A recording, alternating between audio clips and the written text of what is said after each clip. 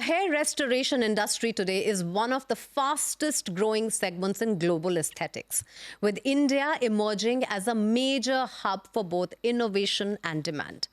From advanced transplant technologies to preventive hair care, this field has seen remarkable growth in just the last decade. But with opportunity also comes challenge.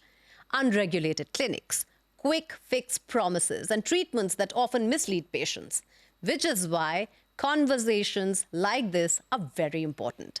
Joining me today is someone who has set new benchmarks for trust, safety, and transparency. Dr. Gajanan Jadhao, founder of Densitae Clinic Private Limited. His clinics are known for advanced hair transplants, skin care, and aesthetic solutions that combine technology with natural-looking, lasting results. What a pleasure to have you here.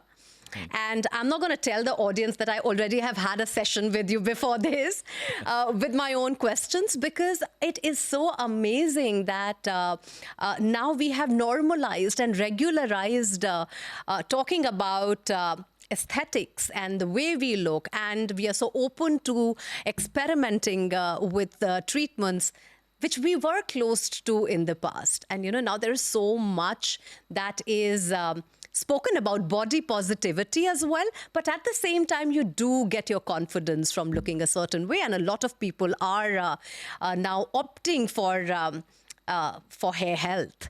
I will choose to call it hair health because I think in the long run, the science tells us that it is backed by evidence that hair does grow with treatment or solutions are available. But I'm very intrigued to find where your journey started from. And over these years, what is the change that you have seen in technology, in people, in the way they accept treatment, in the treatment itself? Take us through that. So when I've started my hair transplant journey in 2012, it was like emerging industry in hair transplantation. Initially, people used to come and ask me, Doc, whether it's true that bald person can get a hair. So that was the initial question in 2012. Yeah. So having hair on a bald area was used to be like a greatest things to have. Nowadays, the questions have changed from whether can I get hair to whether can I get a natural looking hair. So now the journey from whether question mark to what kind of fineness I can get after hair transplantation. Whether my hair transplant will be detectable. Can anybody will identify whether I had a hair transplantation or not. So now the era has changed completely. Now people have started opting hair transplantation in initial days of baldness. Like I'm getting like a youngsters, 22, 23 years of age. Wow. They just wanted to make the hairline perfect. So they are not ready to wait for till the time you becomes 4-finger or 5-finger bald.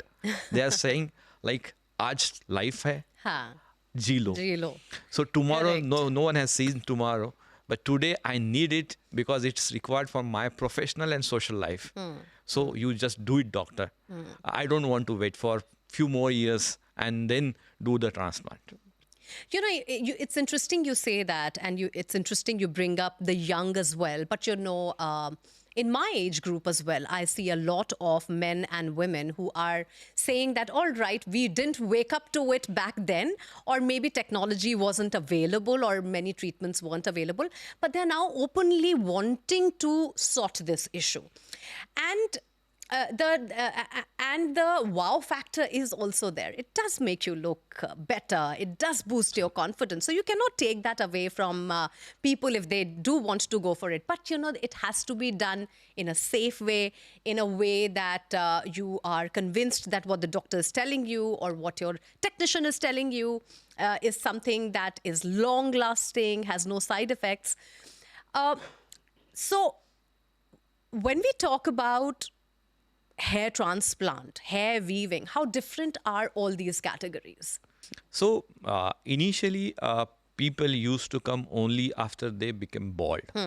Now people have started recognizing that prevention is more important than the final treatment. Correct. Right? So people started coming in early stages of hair fall. They've started losing more hair, maybe at the age of 20. They are planning to visit a doctor, and they will start the treatment. So, initial stages of hair fall, the treatment is basically for the prevention of your further hair fall, which helps you to prevent from the further baldness. So, ultimately, there is a stages of baldness. Right. Like initial stage is always like you started losing more hair, then it becomes more thin. You have thinning all over the scalp, and then you become bald. So you don't get bald in a one day. It is a basically journey over last Gradual. 5 years at least. So once you start treating these guys in early stages, you can postpone the baldness, because most of the time baldness is a genetic, or you can say a familial pattern hair loss. So this genetics is going to come into the picture after your puberty, and the hormone called testosterone is going to impact on your hair follicle, and those area are sensitive for DST. You're going to lose those hair. Right. So we start treatment as early as possible when you start noticing more hair fall, and we start doing the treatment for those patients. Once patients come in a more of thinning portion of their, they lost the 50% Like of me. density. Yeah. In these cases, the treatment will be different. Like what we want to make the hair more healthy, we want to Right. make them more strong because they are already damaged. So we try to preserve them, we try to make them little strong, we try to improve their life cycle. Like Correct. if one hair is falling in within 1.5 years, we try to make their lifespan for 2.5 years, so that density will improve over the period of time. Where you have lost almost 50%, we cannot get those hair with the treatment part. We have to plan for either transplantation, or we can fill those gaps with the scalp micropigmentation. That is basically a kind of scalp tattoo. Correct. Okay, it's not tattoo, but kind of to understand the audience. Correct. Like it's putting a dots in Easy to between so that it explain. shows more density over there. Like people are started putting fibers and that black powder rather than we can do a scalp micropigmentation. So this is the second part of your basically baldness journey. Last thing is hair transplantation. When you Right. don't have any hair present, the only option is to go for a hair transplantation. Hair transplantation is transferring your good hair follicle from one area to another area. Like Correct. most of the times, this is backside of your head is your donor area. We take out maybe around 50% of hair follicles from that area and you transfer it to the area where you have baldness. So these Noted. start growing and it shows natural results because your own hair, you can cut it, trim it, you can shave it off also. They will grow back because you have implanted the follicles. We have not just implanted the hair shaft, we have implanted the hair follicles. So nowadays everybody is who is going to get bald, they are planning first is hair transplantation, Got because it. baldness ultimately solution is hair transplantation. And over the period of time, like doctors are getting trained, doctors are getting more experience, and the journey from having hair to having a natural looking hair transplantation is now emerged. Like most of the doctors are planning to give the best kind of results in the industry, so that even on the cameras, on the very high definitions, like It looks 4K very cameras, natural. like like so many actors have revealed that they have done hair Correct. transplantation. Yeah. But Doc, you also said that genetics ka khel hai. Yes, Right? yes, It most of the times. completely Yeah. depends on your, so, like we were talking, I have thin hair, my sister has thin hair, my mom has thin hair. So it runs perhaps in my Yeah, family. yeah. Now, with hair transplant, right?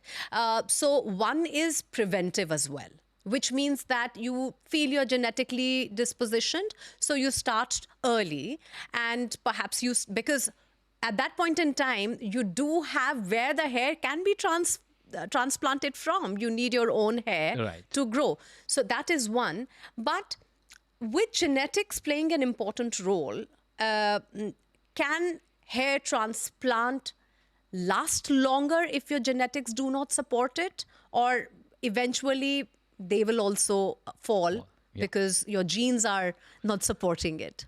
See, important is not about like which hair you are gonna transplant. So that is very important. So you must have observed that people are getting bald from front to back. This Correct. side is And the always men preserved. get, yeah. Okay, one portion of the like scalp which is always preserved is backside, this side. So this area doesn't have the receptor where this androgen is going to act. Like suppose somebody has to act to some hair follicle, they have to attach somewhere because of Correct. androgen receptors. So this area doesn't have those receptor. That is the reason these hair are not getting affected. Got And it. when we plan any hair transplantation, we use the hair which are resistant to your genetic actions. All So that is right. the reason what whenever we explain about hair transplantation, So from here. we say usually it's a semi-permanent hair transplant. So whatever the hair you implant, they usually sustain throughout your life once they are done in a proper way. So they are not get affected with the genetics and the hormones. All right. Now, my other question is that when people come to you, they may have all kinds of questions. Right. And there are so many shops and clinics out there that claim that we can fix everything. Yeah. How do I know if a certain treatment is meant for me and is not meant for me? From the point of view that, is it going to last long, or am I wasting my money, or am I wasting my time? Do we get right advice at places? And if not, what are the questions we should be asking? No, first of all, yes, you mentioned a very correct topic here because this is very, very important topic. When we talk about shops, I will say this is a gray market, basically a black market or gray market, Right. where people who tries to treat you are not qualified enough to treat you. So in India, the regulation is little, we can say, haywire. We don't have a proper body to regulate all the aesthetic treatments like hair transplantation, Correct. Botox, fillers. Anybody who is getting trained under a good doctor is going to start the clinic on the next day. This is what happening in India right True. now. Everybody is trying to tell themselves like they are a expert hair transplant surgeon, they are a trichologist, or they are injectors, or something like that. So many Correct. things. So, but the basic thing is not that you know how to do it, but it's very important when to do it and how to do it. Because sometimes hair transplantation is not needed, but it's been advised hair transplantation because it gives you the money. So most of the clinics, those are operated by a businessman's, are oriented towards having faster money, quick money, and they are offering hair transplantation for everybody, whether it is required or not required. Got it. So first of all, when you're planning to visit any clinic, you need to understand who's the doctor who's going to treat you, whether it's a proper dermatologist or plastic surgeon or someone who has proper training in Right. hair, trichology, and skin. So if it is not there, if you go and find that there's no doctor around it, only there are some people who are Claim to wearing, be yeah, wearing very experts. good clothes and all, trying to represent themselves as a counselor or medical cosmetologist or something like this. No degree exists like that. There is a clear-cut one degree called dermatologist. Yeah. Those are trained for all these things, or maybe a plastic surgeons. These are aware about the surgical part. So Noted. first of all, you need to find out the good clinic so that they will diagnose you first why there is a hair fall, why there is a baldness, is there any other pathology other from genetics, like there is alopecia areata, there is other Right.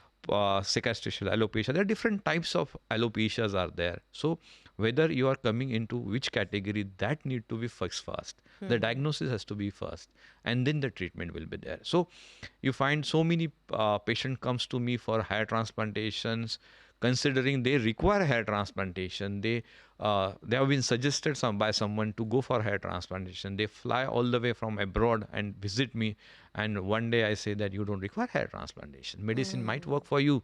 Just wait it for maybe another year.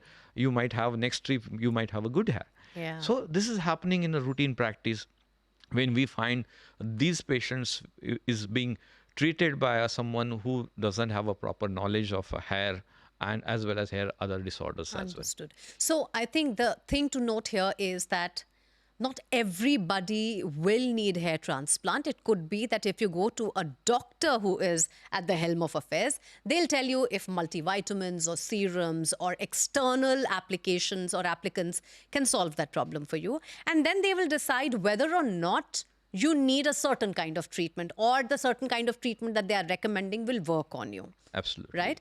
Having said that, लोग तो impatient है. they would be coming to you and they would be asking that, now I have come, sort this out for me. Right. How do you handle that? And is that one of the most common things that people want to come for quick results? And that's the reason why all these clinics are flourishing, because they are saying, all right, you don't want to wait, we will fix your hair. But in the long run, that is damaging. So what happened, like nowadays I'm getting patients who are with only thinning. It's All not like right. they're completely bald. So when you try to do a transplantation in such a patients, you need to put between these two hair, like within two grafts. Like if you try to put a graft between these two hairs, you are going to damage your existing more. Correct. Suppose you are putting one hair but damaging two more. So the ultimate calculation is -1. So these are the more patients we are nowadays getting, Got because it. they are very much want to have a hair transplantation, very quick results. They don't want to go for medicines. They don't want to go for any PRPs. They say, no, doc, that gives side effects. Minoxidil has side effects. Finasteride has side effects. I just want to do a hair transplantation. Hair transplantation is safe and don't have any side effects. So do it for me. So this kind of attitude when the patients comes with, these quack clinics try to get benefit of it, because Yeah. they are demanding and these guys are ready to fulfill that demand. But this kind of patient once comes to us, they get very furious. Doc, I have been told by so many clinics that I need a hair transplantation. Why you are saying you don't require hair transplant? To convince these patients is really difficult, but we need to tell this that we show them some cases where Right. this has been done by some ex clinic. Now this is the condition. He has lost his existing hair as well as transplanted hair, because he has been used the maximum donor area where it was not required. Now he doesn't have donor on the backside. He doesn't have hair on the this area. So this is how we try to convince them. 90% patient get convinced, 10% doesn't get convinced, but doesn't matter. We cannot do according to the patient wish. We Right. have to follow the science that way. All right, there is one question which a lot of people ask, which is what can go wrong? And it's a very real question, because even though there are multiple cases where aesthetics are involved, surgeries are involved, people go under the knife, they all do, but there will be also cases where things go blatantly wrong. But with a hair transplant, what can go wrong? Is the common question. कि Yeah. उससे क्या ही फर्क पड़ जाएगा? बाल ही तो हैं. But for our audiences, we want to know that if you are not going to a proper place, what can actually go wrong? So an honest answer from you. Yes. See, we need to divide hair transplantation risk into two parts. First thing is risk because of surgery and risk because of anesthesia. Because Noted. being a hair transplantation is a very superficial surgery. We are just dealing with the skin part. It is not going to create any life-threatening serious problem as such. Because you are just dealing with the skin. You are not dealing with any vital or important organ of the body like heart, And lungs, not or brain. invasive, very So yeah, invasive. it's a superficial surgery. We are just dealing with Correct. the 5 millimeter of the depth. So not dealing with any serious arteries, veins, nerves, nothing like that. There is no vital organ, to be honest, involved in the surgery. So there is not much of bleeding also. See, the problems are not with the hair transplantation. Whatever the complication you have seen, mostly because of anesthesia. All right. Or Because pre-existing condition in the patient. might be might be a contributing But do we factor. need anesthesia for a hair transplant? Yes. We require a local anesthesia. All We don't right. require a general anesthesia Got or it. regional or spinal anesthesia for that purpose. We just want to numb the skin.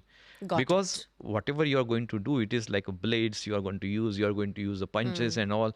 That is going to cause a pain. So we Right. want a painful, less surgery. For that purpose, we require a local anesthesia. The problem here is not the local anesthesia also. The problem here is the duration of the surgery. So Okay. one hair transplant at least lasts for 5 to 6 hours minimum, All the right. procedure. So for that purpose, if you are not trained enough to how to give a local anesthesia so that it will sustain for 5 to 6 hours, then you tend to load more and more local anesthesia to the patient.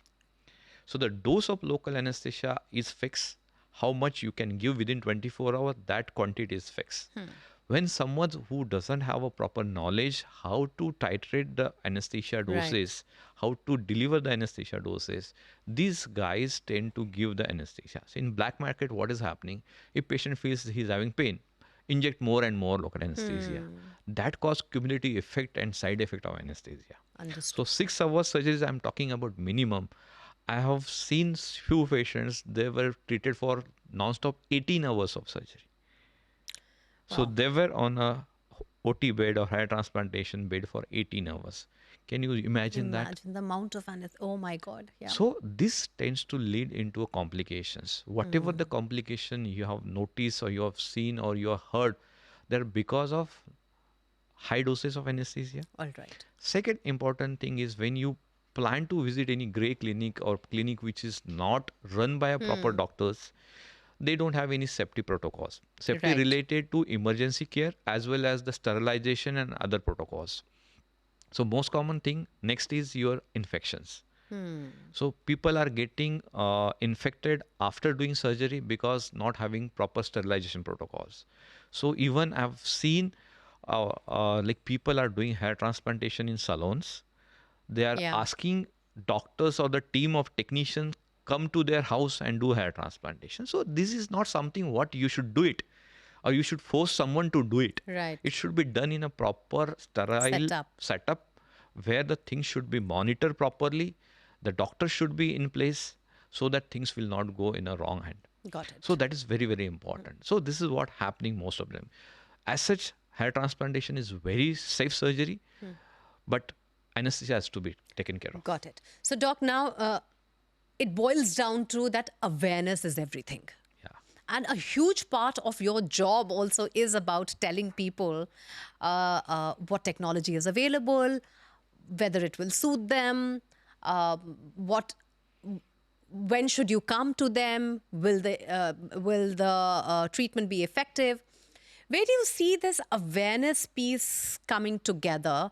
And do you still think that the market is aware of it? Also, now tier 2, tier 3 cities also have these ambitions, Yeah. right? Yeah. Everybody wants to look nice Yeah. and they want Absolutely. everything available to them. How important is awareness, and how do you see this playing out in the coming years? Yeah, I can say if we decide, like we can divide our population into tier 1 to tier 3. Now, tier 1 has started looking for a good transplantation clinics, good reputed doctors with having a good history of hair transplantation. So they are getting aware on that level right now. Right. So for them might be like price might be an issue, but their first priority how to get it done safely and in a correct way. So this is in tier 1 right now. Correct. Tier 2 and tier 3, the problem is right now they are just getting aware that hair transplantation is now the treatment available, but they are not aware about who is the qualified Yeah. person and how the way it should be done. So what is the way how it should be done? The fineness, the naturality, they are not aware about it. They are just looking after a price tag. Who is going to give you the cheapest one? They are planning to visit that and Correct. just getting it done. So, but tier 1 awareness is very much nowadays. Everybody has started looking for the best quality as well as best safety. Great. But gradually, once we start putting like more awareness into the market, gradually it will, I think, go down to the stream as well. So yeah, And is awareness the is very market important. huge? Yeah, absolutely. If you talk about Turkey, their $6 billion is the market. Wow. So yeah, That's a huge that's a number. huge market. And to be honest, Turkey is having lot of black or gray market hair transplant interesting. clinics. Recently, 2-3 incidences we have heard about it. Like one guy from UK had a beard transplantation. The boy basically he committed suicide after not having a proper results because it was looking like very botchy and all. So he could not just accept that look and he Correct. committed suicide. Last month there was one incident. It was a professor during giving anesthesia only he died in Turkey. So over the last 1 year, we have seen 26 incidences in Turkey because of all That's this grey fair market. number. Because it is in the like in a geographical position is very good. Turkey in the Middle East is settled Correct. and giving a little cheaper options compared to UK, US, and all the European countries. They all bloom like anything. So this is what they are getting advantage of it. But to be honest, I say Indian doctors are much better, more qualified, and more experienced, because you know the volume what we have True. is really for someone to match with our volume is Yeah. really difficult. So whenever you see everywhere, you find Indian doctors are doing well. That is all because whatever the system of education we have and the Yeah. experience our doctors gets, I don't think somebody will get it. It's completely unmatchable. US doctors are doing maybe a 5 to 6 surgery in a month. Our most of the doctors doing at least 50. Yeah, true. I just want to also get a sense of the market, and the technology. We spoke about Italy, Japan being main producers of biofibers, and then we looked at Vietnam, Bangladesh, and China as Hair patches, as yeah, the hair wig as and all. yeah. Where is the technology emerging from, and what excites you about all these new products? How do you do your research? What is your candy store? So yeah, every day we try to be better. Okay, the science coming from you can initially used to take a multiple patches of your skin and used to fix. Correct. So it was like initial days of hair transplantation. Now we are going for a micro level, like we are taking out one hair graft and putting into the bald area. So nowadays it is undetectable hair transplantations. Most of the times we try to give the patients that kind of satisfaction. But when you talk about if you don't have a donor area, like you don't have any hair present on your backside, so how will you Right. go for hair transplant? Because you cannot take somebody else hair and do a hair Correct. transplantation like other like kidney transplant you do. Yeah. We cannot do that with the hair transplant. So Yeah. you plan for either artificial hair patches like what the hair wigs and other things, Yeah. or artificial hair like artificial hair called biofiber or nido. Got it. So basically, biofiber comes from Italy, and Japan gives us a nido. So these two are inert material where the antigenic response is very less, and people usually don't get any side effect with this. So these are the things what maybe in the next few years it might trend, because this availability is the issue. It was initially, nowadays it has started coming up in a good quantity. So doctors started doing it on a regular basis nowadays. So it will come like a next treatment where people don't want to go with the own hair for a hair Yeah. transplantation. Those don't have any hair Yeah. for the transplant. So this is one thing. And yeah, patches and all, these are the most easy to use, and maybe within an hour you becomes a hero, Yeah. like that way, like complete transformation in a 60 Yeah. minutes. So that is possible, yes. See, we are planning, like, see, if you talk about what is coming up, the next thing is everybody's optimistic about either we can stimulate those lost follicles. Right. So whether we can put something on the scalp or something inject to activate the lost stem cells. So we always see that there are dormant hair follicles, means the hair follicles which are not getting stimulated. Right. So if you can get some molecule like PP405 nowadays, the lot of things are going about this molecule called PP405. So if it succeed in putting some stimulation in the germ cells or in the stem cells, it might produce new hair. That is one thing. Second thing is a cloning. Like if you give some few hair follicles to the labs and they can Oh, reproduce the interesting. multiple. So that's also happening Yeah, now. that is that's even that is success fully done in the animals. We are waiting for the human outcomes. So that Interesting. is also in the pipeline. Let's hopeful for the best. Like Yeah. whether if you give some hair follicles and we can get it from the labs and we can just put it on the scalp area, then that will be a wonder. Yeah, technology fascinates me every day. Before I let you go, Doc, one last question on we all are living in times where pollution, our diet, our lifestyle affects everything about our health. Everything about whether it is superficial or it is inside our bodies, everything is getting affected. Add to that, if I'm talking about women like me, add to that the hormonal changes you go through, whether it is when you're young, hitting puberty, or pregnancy, or perimenopause, menopause. And I'm sure you see that with the male population as well in their own health ways. When do you recommend then the preventive signs should be watched for, and what can people do? And secondly, what will your generic advice be for people who would want to go for a transplant? So first thing is like when you start noticing the hair fall is more than the normal. Okay. Like suppose somebody is losing maybe 20, 30 strands per day. You started suddenly having 100 hair strands. So you need to visit the doctor. It's very All important. right. So that is initial phases of your hair fall. So the doctor will decide what kind of hair fall it is. He will diagnose and treat accordingly. Yeah, so don't wait for Like a till the lot time he of becomes yeah, 50% bolder. exactly. So you should not So wait. all right. Okay. Watch the So signs from there are most of the when they causes start. in females can be treatable, like PCOS is possibly treatable. Correct. Then your postpartum, like after pregnancy, you must have seen so many Oh, yes, females started absolutely. losing hair. So it's that a crucial period, first 3 months. Even post fever, post surgery, you start to lose more hair. It is called telogen effluent phase, where we can start treatment to prevent your further hair fall. So these are Got the it. treatable causes. See, when we talk about female pattern hair loss or male pattern hair loss, it is most of the times like androgen and genetically driven.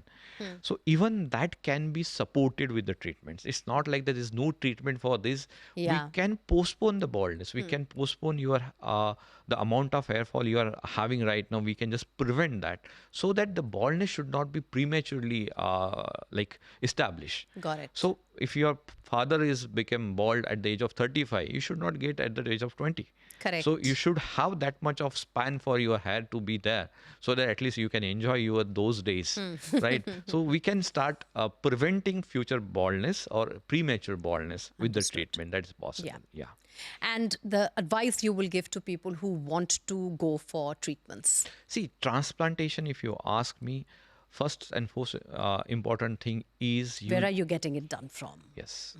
And the correct advice is very, very important. See, only one finger of recession of hairline, we never suggest to go for hair transplantation. Noted. There has to be a something called grade 2 and beyond where we can plan for a hair transplantation. Because if you are going to put hair only in the front area, tomorrow you don't have a much donor area left for the entire bald area. Yeah. So the time frame is very important when you are planning to go for a hair transplantation. You should not be done very prematurely, and it should be done at the proper stages of your baldness. Got This it. is very important. To find out a good doctor with a good reputation and honest opinion is very, very important. Yeah. Dr. Jadhao, when we talk about La Densite, what do you think is the X factor that separates you from all the other clinics that are there? What are your ethos? How does your team work? Because I do know that you have multiple centers, but you can't be anywhere and everywhere at the same time. So how do you train your team? Where do they come from? Take us through that process. Yeah, La Density, once we have started with a single branch, now with more than 15 branches all over across, and we are now in Dubai as well. So the very, very important thing is a patient-centric approach. Like every patient is a different, every patient has a different facial structures and different demands and different supply, to be honest. Like everybody would like to have a complete coverage, but doesn't have that number of hair. So customization of hairline is very, very important. So how you design the hairlines, how it should look more natural. So we define each and every patient in a different way. That is very, very important. And all the protocols are defined. How we are going to perform the surgery for this particular kind of patient. So we have the protocols. We don't like believe in like every other doctor coming and started doing his own practice in large density. It's never going to happen like that. They have to follow the standard protocol which have set over the period of time. So they have to follow particular doses of anesthesia. This is the way of how you go with the hairline, this much extraction and everything. What should be the speed of extraction? Right. So everything is protocolized. So that is the reason I'm able to deliver the same quality results everywhere. And we have over the period of years, we have defined few techniques called real-time FEV, where initially when we started using hair transplantation, 2000 graft used to take around 7 to 8 hours surgery. Now we are Wow. doing 5,000 graft per day for a single patient with less than 8 hours duration of time. So the techniques has been changed over the period of time. The real-time technology where we don't preserve the graft outside of the body, like whatever your graft taking out is immediately implanted on the area of the bald area basically. So the survival is increased. The quality of graft is more compared to what initially used to have. The angle, the naturality is maintained nowadays compared to the previous years. So this is all over the period of time we have established a standard protocol, and that has to be followed very strictly all over the clinics in India as well as abroad. So this is what the basically I feel is more of training and more of education for my doctors as well as my technique of my teams like who are there in the that technicians team as well as is been regularly trained over the period of time, and then they are basically posted into the operation theater. This is the way how we do it. Dr. Jadhao, thank you so much for all the insights and wisdom that you've offered our audience. I'm sure they're going back with a lot of their questions answered. Thank you for your time. Thank you very much. Yeah. Well, this has been such an eye-opening conversation, from highlighting global best practices to warning us about unsafe shortcuts. His perspective really shows why making informed choices is so important. And to everyone watching and listening, if you're thinking about cosmetic or transplant procedures, remember this: the doctor's credentials, safety measures, and proper aftercare aren't optional extras. They are the foundation. Always ask questions, do your research, and don't get swayed just by flashy ads or cheap offers. Thanks for tuning in. Until next time, take care, stay safe, and stay informed.